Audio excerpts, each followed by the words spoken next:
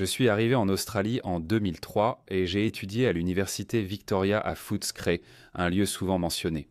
N'y va pas. Gangs vietnamiens, agression au couteau. Et maintenant, on n'entend plus rien sur les gangs vietnamiens. Ils ont un point commun. Tous ces jeunes Vietnamiens, à l'époque, ils ont tous grandi maintenant. Beaucoup d'entre eux ont des enfants, sont mariés et se sont éloignés de tout ça. J'en connais plusieurs. Et puis les enfants qui sont nés de ces générations-là, eux, ils sont australiens. Oui, non, je comprends. Donc ils n'ont pas besoin de se sentir comme s'ils n'avaient pas leur place. Ces choses-là, N'arrivent pas. je comprends. Donc c'est ce qui s'est passé dans le cas de la communauté vietnamienne. Mais il n'est pas garanti que cela se produise partout avec toutes les cultures.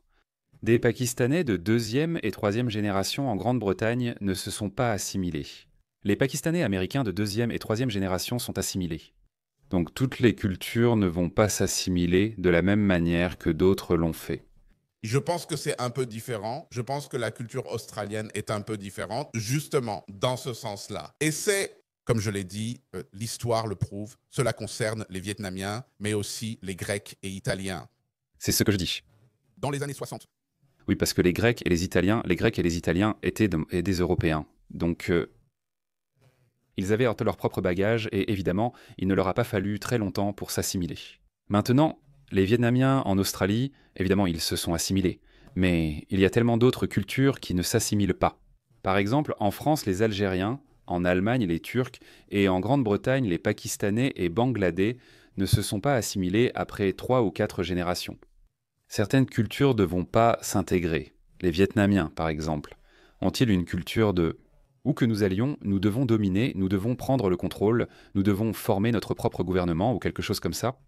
L'islam fait cela, l'islam perpétue cela.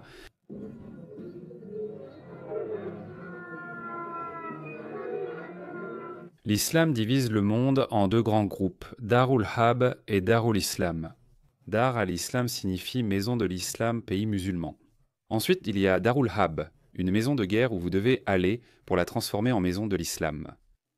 Il ne fait aucun doute que le Coran est la seule voie à suivre. La charia d'Allah subhanahu wa ta'ala est le seul système auquel nous devons nous conformer, que nous devons suivre, que nous devons chercher à établir sur terre. Les musulmans ordinaires ne le savent pas forcément, ce qui est temps normal, ma famille est musulmane. Ils ne cherchent pas à contrôler l'Australie, ni ouvertement, ni secrètement.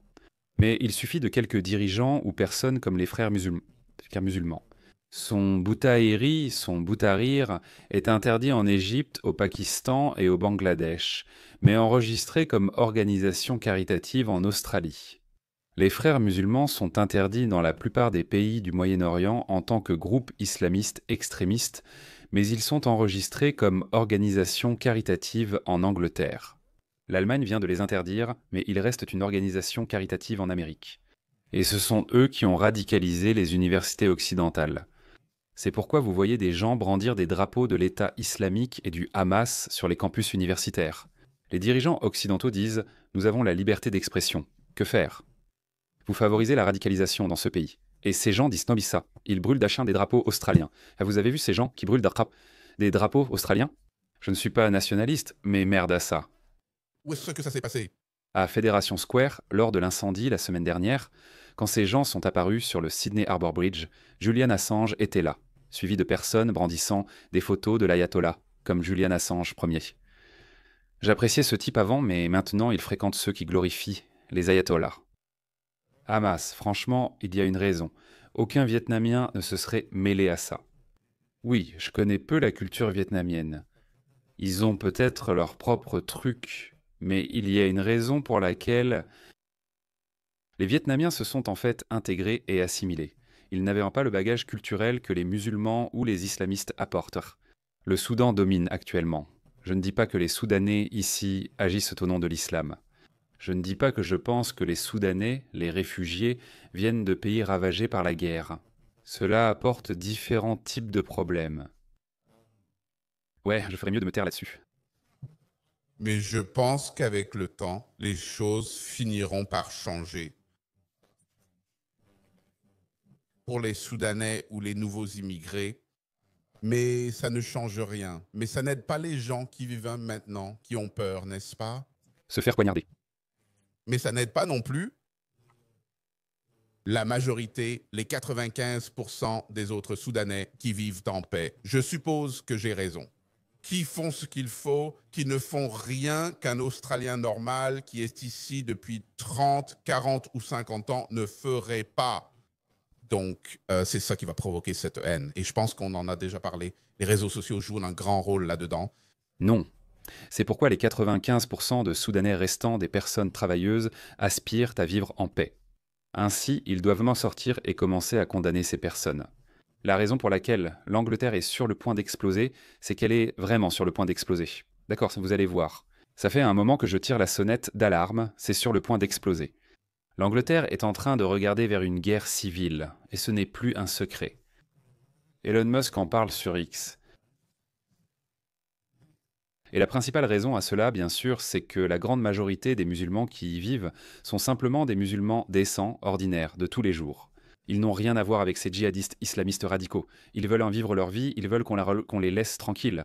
Mais désolé, on ne peut pas vous laisser tranquilles. Vous devez sortir et condamner ces gens-là. Mais qu'est-ce qu'ils font? Ils ne les condamnent pas. Qu'est-ce qu'ils font? En fait, ils condamnent des gens comme Tommy Robinson, qui condamnent ces islamistes. Ils disent « Oh, tu es raciste, tu es d'extrême droite. » C'est une...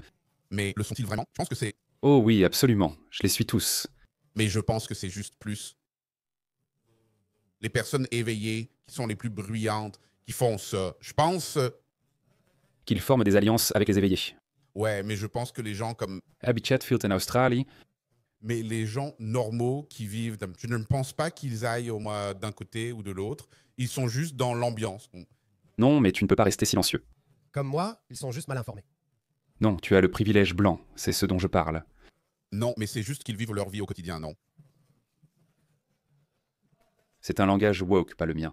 J'ai juste pensé que je l'avais dit tellement de fois que les gens allaient peut-être finir par le croire. Ouais, moi je ne pense pas qu'ils soient d'un côté ou de l'autre. Donc, je ne sais pas pour tout ce qui concerne, tu sais, la connexion. Donc tu penses que quand les choses s'échauffent, hein, quand la température collective du public est si élevée, parce que toutes ces choses sont mises en mouvement et elles sont ancrées dans leurs habitudes. Et la communauté pakistanaise ou la communauté musulmane de Grande-Bretagne dit « Non, non, nous sommes parfaits, nous sommes bien, il n'y a aucun problème. Ne nous regardez pas, vous êtes un voyou d'extrême droite, raciste, c'est tout. » De l'autre côté, l'extrême droite dit en avoir assez. Nous avons connu de nombreux réseaux de prédateurs, des viols de nos filles, de multiples agressions au couteau et vu des ghettos musulmans, inaccessibles aux Britanniques ordinaires. Nous en avons assez. Maintenant, il faut tous vous expulser. Il y a un mot qui circule en Angleterre. Et encore une fois, ces groupes rassemblent que des millions de personnes. Et ils parlent même de remigration. Peu m'importe que vous soyez de 3e ou 4e génération.